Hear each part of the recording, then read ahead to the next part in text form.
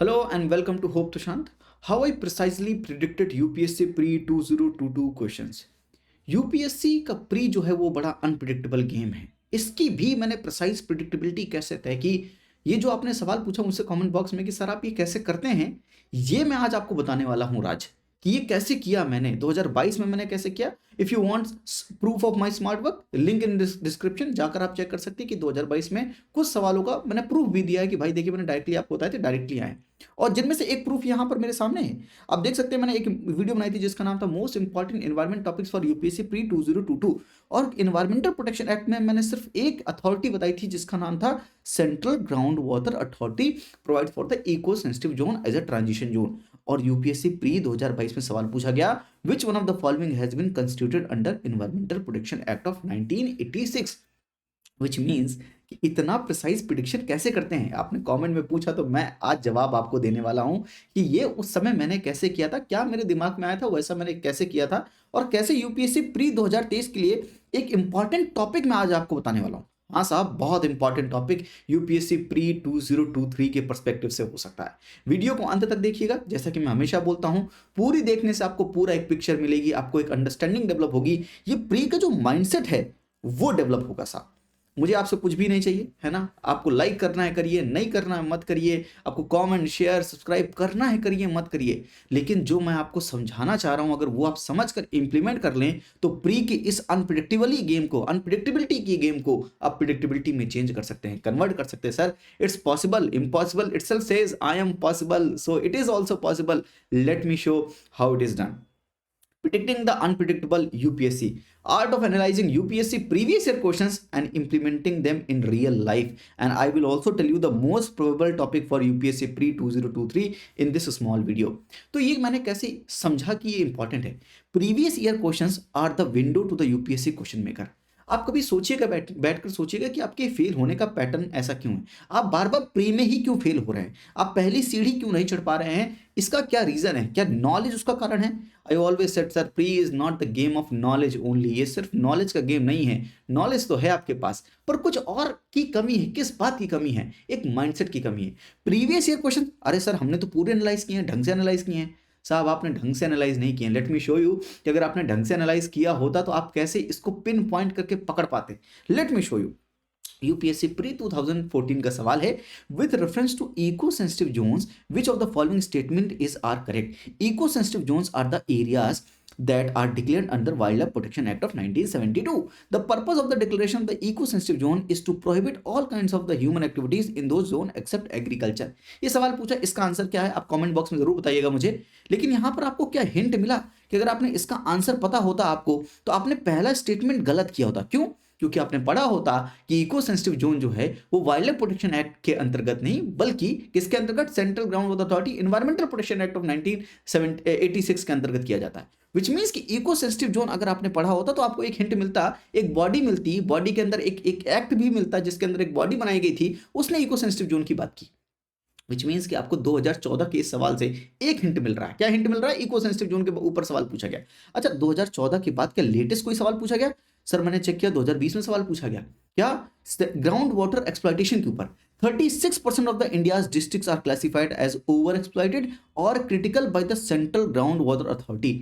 CGWA was formed under Environmental Protection Act, and India has the largest area under groundwater irrigation in the world.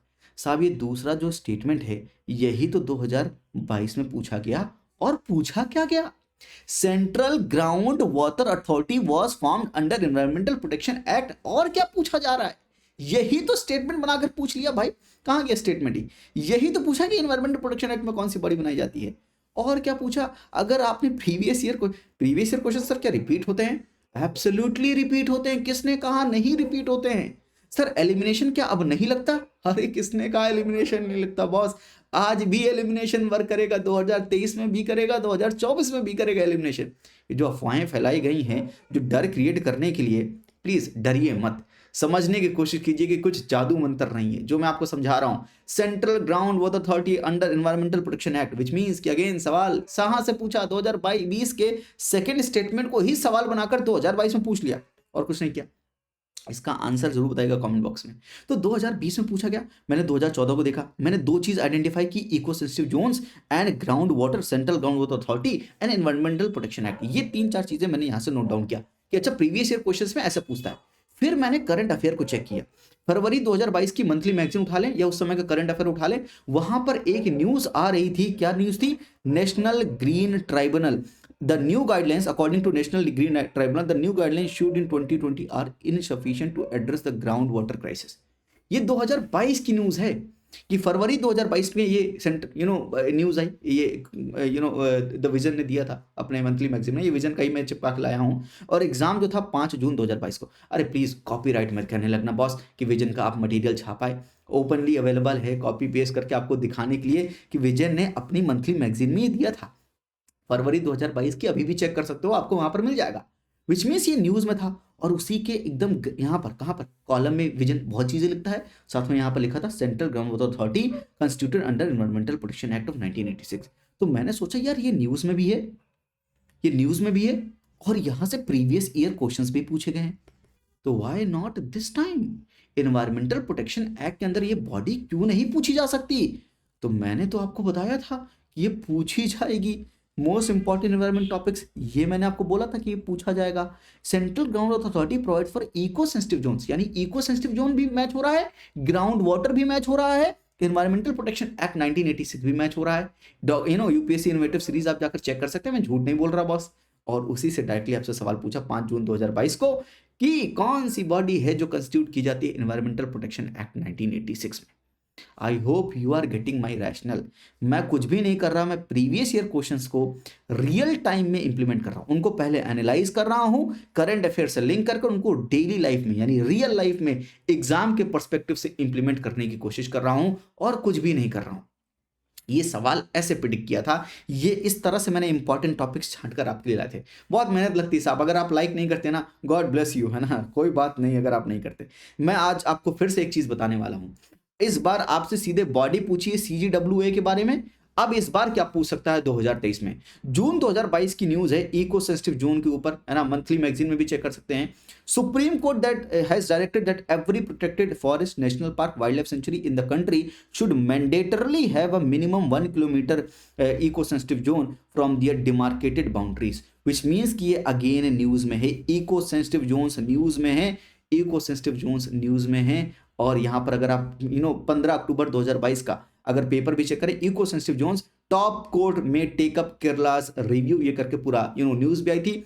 नवंबर 2022 की भी monthly magazine में again mention है।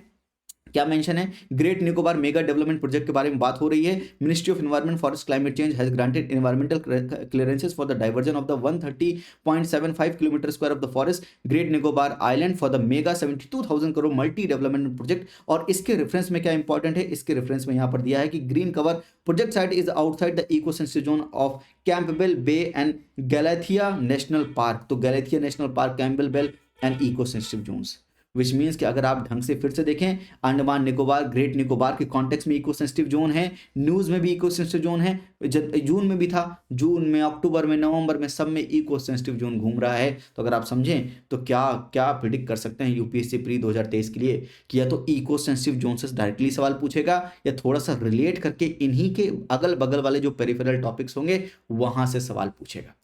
Are you understanding my concept? Are you understanding rationality? Rational is God, God is rational। अगर भगवान rational है तो rational भी भगवान है।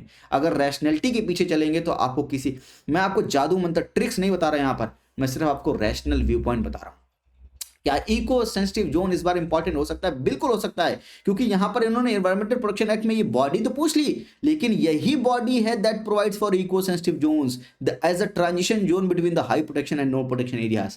विच मीन्स कि आप कनेक्ट करिए, सेंट्रल ग्राउंड अथॉरिटी पूछ लिया, एनवायरमेंटल प्रोटेक्शन एक्ट 1986 पूछ लिया, अब बारी किसकी है? इको सेंसिटिव जोन की। क्यों बारी है? क्योंकि 2014 में पूछा भी था।